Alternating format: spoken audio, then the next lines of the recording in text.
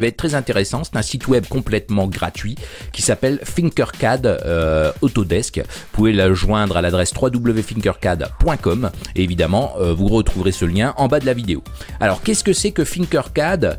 Ça va vous permettre de prototyper sans matériel Arduino des petits schémas, des petits circuits et de simuler en temps réel ce qui se passe pour voir si ça fonctionne, peut-être avant de les reproduire ou tout simplement avant d'investir par exemple dans un capteur si vous n'avez pas tous les capteurs ou tout le matériel. Et évidemment vous pourrez même faire de l'Arduino ici sans aucun matériel, c'est quand même assez intéressant.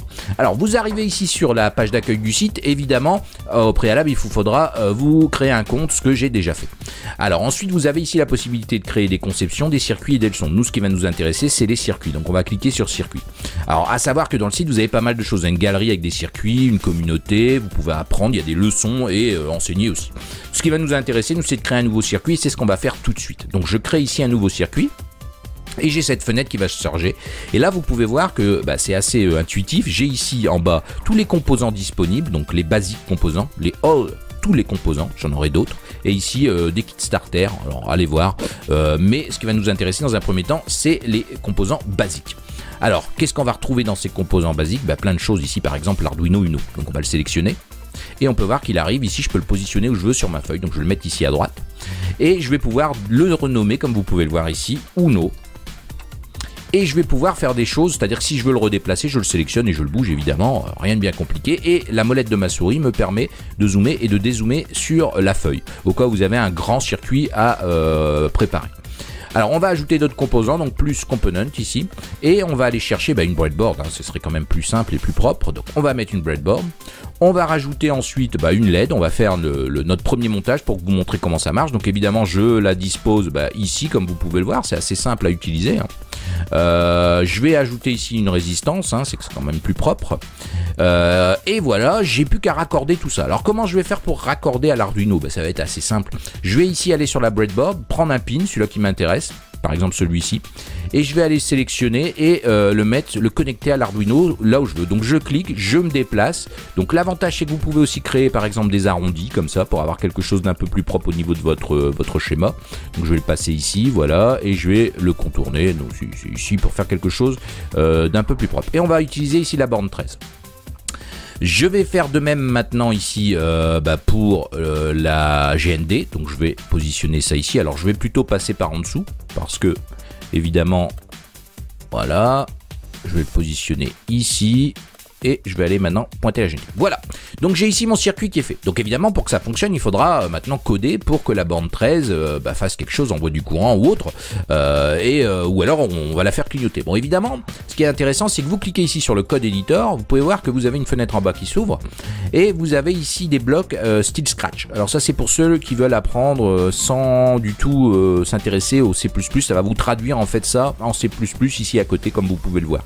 On a par défaut justement le programme qui fait clignoter tout simplement la borne 13 ici de l'Arduino pour une LED, c'est adapté justement, c'est pas anodin que j'ai pris la borne 13, mais moi ici ça m'intéresse pas le mode bloc, je vais le supprimer en cliquant dessus en faisant OK. Voilà, donc ici qu'est-ce qui va se passer? On a un code très simple, on active la borne 13 de l'Arduino en sortie output et dans le loop on va ici allumer la borne 13, envoyer du courant dessus, on attend 1000 millisecondes, on l'éteint, on attend 1000 millisecondes, rien de bien compliqué là-dedans, du code très basique qu'on a déjà vu sur le site, enfin sur la chaîne pardon. Donc qu'est-ce que je vais faire maintenant pour tester ça? Je vais faire upload, je vais devoir en fait téléverser mon code dans l'Arduino et run ici, donc ça va permettre de lancer tout simplement la simulation.